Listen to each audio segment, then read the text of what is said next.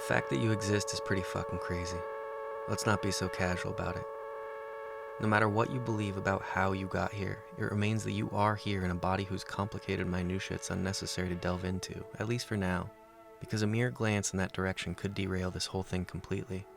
To concentrate too closely on the breathing, for instance. Shit. It's shallow.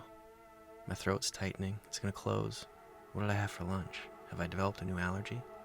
My heart's beating too fast and hard. 5, 10, 15, 20 times 4. That's 80 beats per minute. The common resting heart rate is between 60 and 100 beats per minute. You're fine. Relax. Just breathe. Don't think about it. Look around you. The bird glides into the tree. The tree rustles in the wind. The wind blows gently in my hair. I fear that I'm balding. When did that happen? In youth, it was always wishing you were older. The capability of growing a fuller beard, of distinguished crow's feet, etc. Now it's wishing you were younger. But when did that time pass where within it you should have been of ideal age and an ideal shape? Of course it should be now.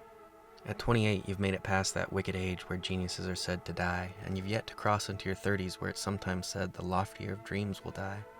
It should be now, but it isn't. Instead, each day is an excruciating struggle to live.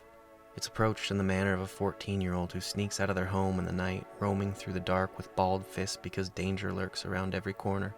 To survive is to succeed. How abominable. The fact that you exist is pretty fucking crazy. But not only do you exist, if you're reading this right now, then you most likely exist safer and more comfortably than 97% of the human population inhabiting this earth. That number isn't exactly known to me, nor do I care to Google it at the moment, as it seems a reasonable enough guess that the percentage is somewhere around there, and that's really fucking crazy. But let's lay it all out there. If you're reading this right now, we can at once surmise two things. 1, you need some fucking help. Who doesn't? And 2, you have the means to purchase this book, which may or may not help you, but at the very least would be a nice thing for the coffee table, the nightstand, or the bathroom. It's highly suggested that you take care of this transaction immediately. See above item 1. And not just for yourself, but for those around you, your loved ones.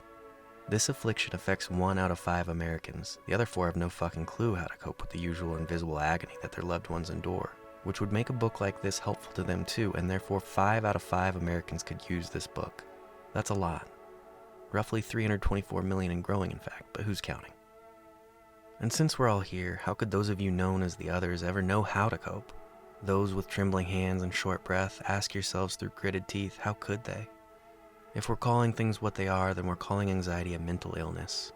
Like everything, it occurs first in the brain before it fans out like a wildfire through the dry valley of the body's complicated minutiae. The twisted psyche drops the match upon itself and we're all burning from the inside out. No one can see the fire. How could they? There's no smoke. There's no visible panic. And if you don't know it's there, then you can't put it out. General knowledge of fires suggests they should be smothered. There's a grease fire on the stove, so you throw a lid on that pitch. When they're small, it's effective. Don't be shy. Hug me.